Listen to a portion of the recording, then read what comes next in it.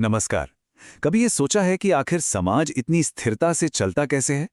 हम सब नियमों का पालन क्यों करते हैं, तब भी जब हमें कोई देख नहीं रहा होता? देखिए, इसका जवाब सिर्फ डर या ताकत में नहीं है, बल्कि एक बहुत गहरे और शक्तिशाली विचार में छिपा है, जिसे हम कहते हैं वैधता या लेजिटिमेसी। एक पल के लिए सोचिए, रात के 2 बजे हैं, सड़क एकदम खाली है और आप लाल बत्ती पर अपनी गाड़ी रोक लेते हैं। क्यों? वहां तो कोई पुलिस वाला नहीं, कोई दूसरी गाड़ी भी नहीं, फिर भी आप रुकते हैं। पता है क्यों? क्योंकि ये छोटा सा काम ही वैधता की पूरी कहानी बताता है। इसका मतलब है कि हम उस नियम को दिल से सही और जरूरी मानते हैं। ये कोई बाहरी दबाव नहीं, बल्कि हमारी अपनी आंतरिक स्वीकृति है। और यहीं पर शक्ति और वैधता के बीच का सबसे बड़ा फर्क समझना बहुत जरूरी हो जाता है। देखिए, शक्ति यानी पावर किसी से भी जबरदस्ती कुछ भी करवा सकती है ना, डंडे के जोर पर। लेकिन वैधता यानी लेजिटिमेसी वो विश्वास है, वो भरोसा है जो लोगों को किसी भी अधिकार को अपनी मर्जी से, स्वेच्छा से स्वीकार करने के लिए तैयार करता है। तो एक तरफ है बल और दूसरी तरफ है सहमति और विश्वास। तो इस पूरे विश्लेषण में हम इन्हीं 5 प्रमुख बिंदुओं को एक एक करके समझेंगे।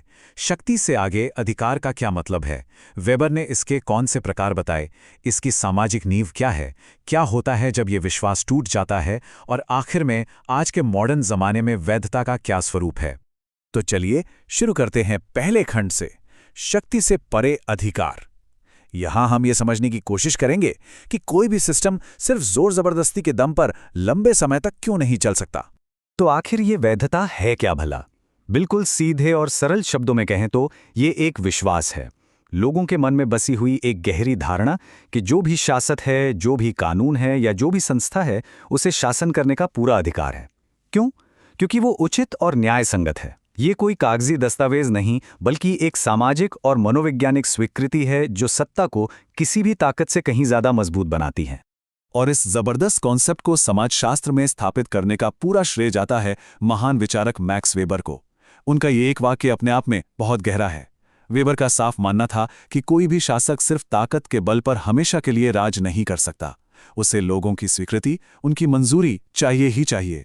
और वैधता ही वो जादुई चीज है जो कच्ची शक्ति को एक स्वीकृत अधिकार में बदल देती है, जिसे लोग फिर दिल से मानते हैं। वेबर इस पूरी प्रक्रिया को 3 दिलचस्प चरणों में समझाते हैं। पहला चरण है शक्ति, यानी किसी से अपनी बात मनवाने की क्षमता, चाहे वो मानना चाहें या नहीं। जब यही शक्ति स्थिर हो जाती है, एक रेगुलर सिस्टम बन जाती है, तो उसे कहते हैं प्रभुत्व या डोमिनेशन।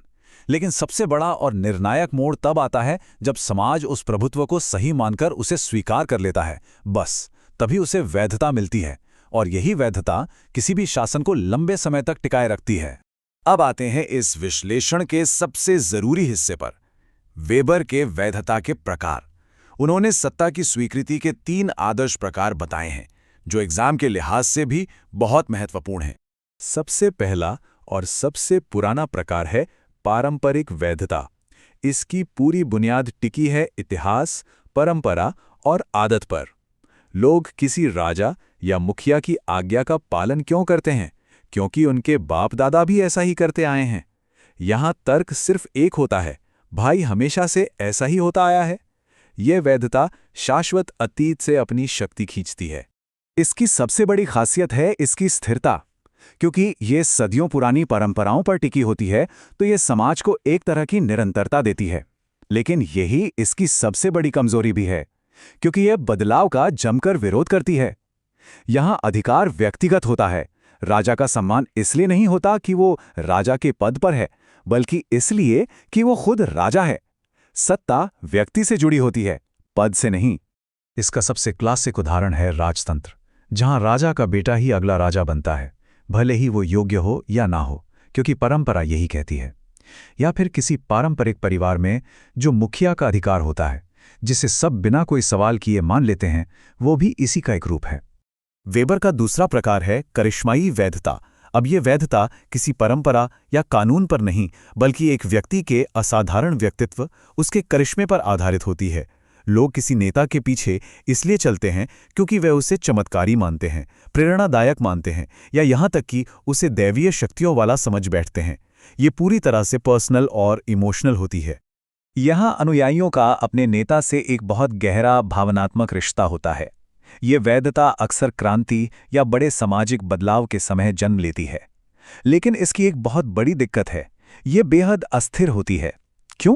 क्योंकि ये पूरी तरह से उस एक व्यक्ति पर टिकी होती है।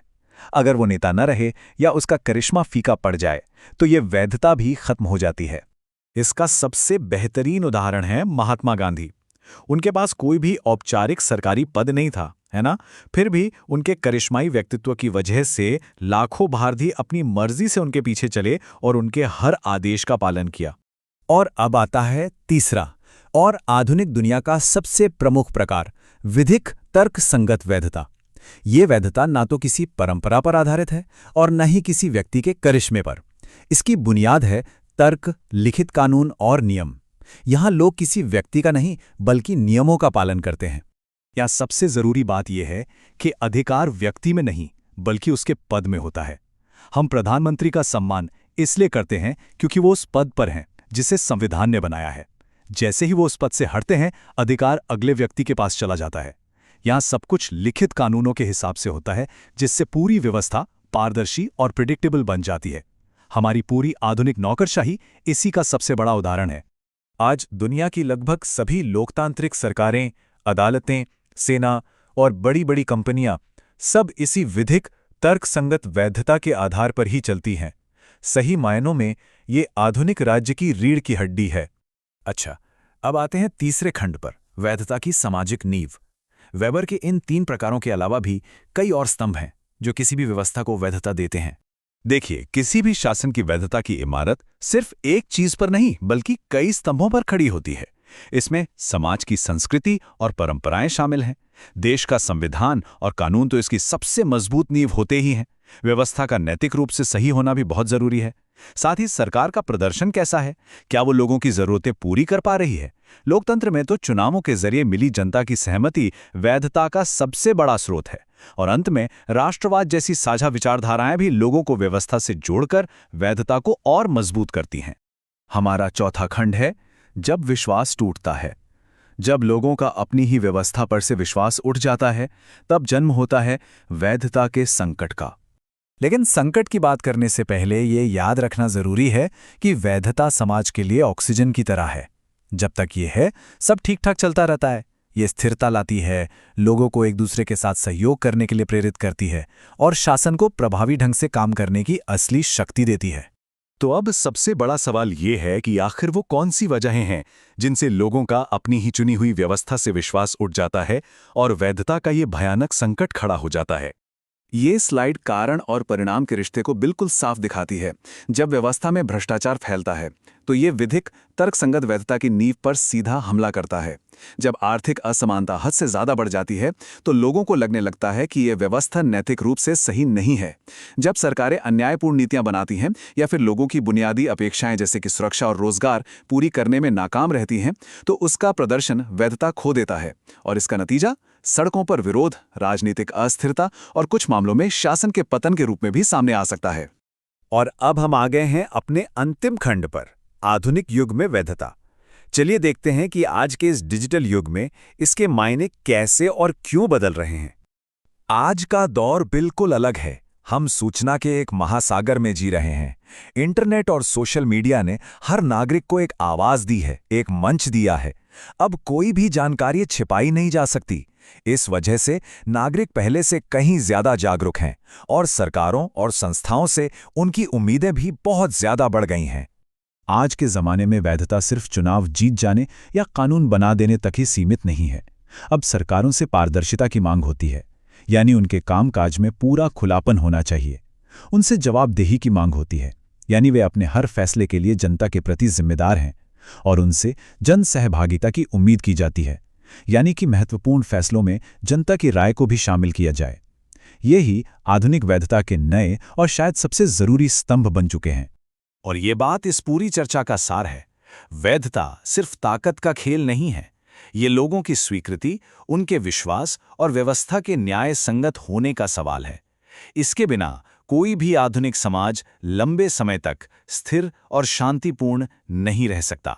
तो आखिर में एक सवाल छोड़कर जा रहा हूं। आज की इस हाइपर कनेक्टेड दुनिया में जहां हर जानकारी बस एक क्लिक की दूरी पर है, सरकारें और संस्थाएं रोज-रोज अपनी वैधता को कैसे साबित करती हैं और जनता का विश्वास कैसे बनाए रखती हैं, इस पर जरूर सोचिएगा।